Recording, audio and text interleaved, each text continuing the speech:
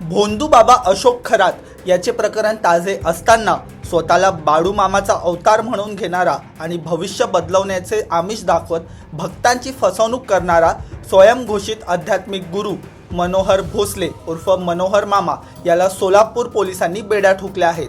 पण मनोहर भोसले याला याआधी देखील आर्थिक फसवणूक, भोंदूगिरीसह बलात्कार सारखे 3 गंभीर गुन्हे दाखल आहेत।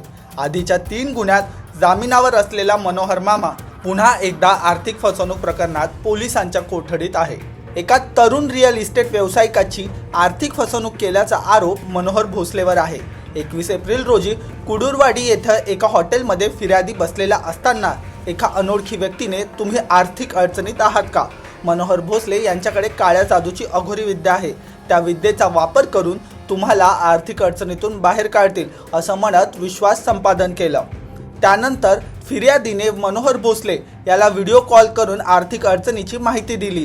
भोसले याने आर्थिक अडचणी दूर करण्यासाठी पूजा करावी लागेल असं सांगितलं।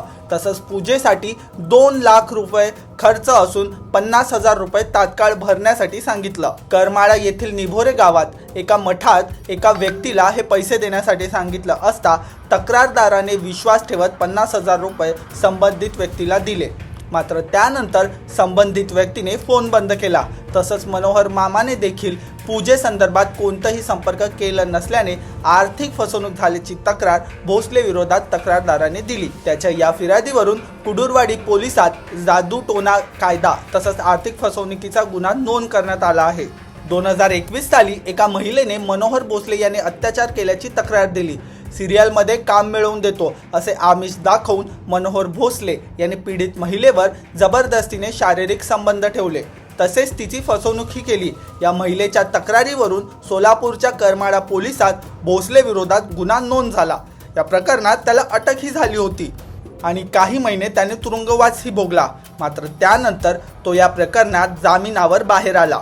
2021 मध्ये बारामती येथील रुग्णाचे कॅन्सर बरे करतो असे सांगून मनोहर भोसले याने फसवणूक केली। रुग्णाला विविध प्रकारचे औषध देऊन तसेच पूजा घालून बरे करतो असे सांगत जवळपास 2,51,000 रुपयांची फसवणूक केली होती। या प्रकरणी देखील त्याच्यावर बारामती पोलिसात महाराष्ट्र जादूटोणा प्रतिबंधक कायद्यानुसार तसेच आर्थिक फसवणूक केल्याचा गुन्हा दाखल करण्यात आला आहे।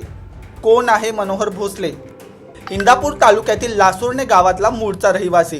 डीएडच्या परीक्षेत नापास झाल्यानंतर आठवडा बाजारात सुके बोंबील विकून उदरनिर्वाह करत होता। एक दिवस तो अचानक गायब झाला आणि काही वर्षानंतर आपल्याला संत बाळू मामा प्रसन्न असून त्यांचा आशीर्वाद असल्याचं सांगितलं।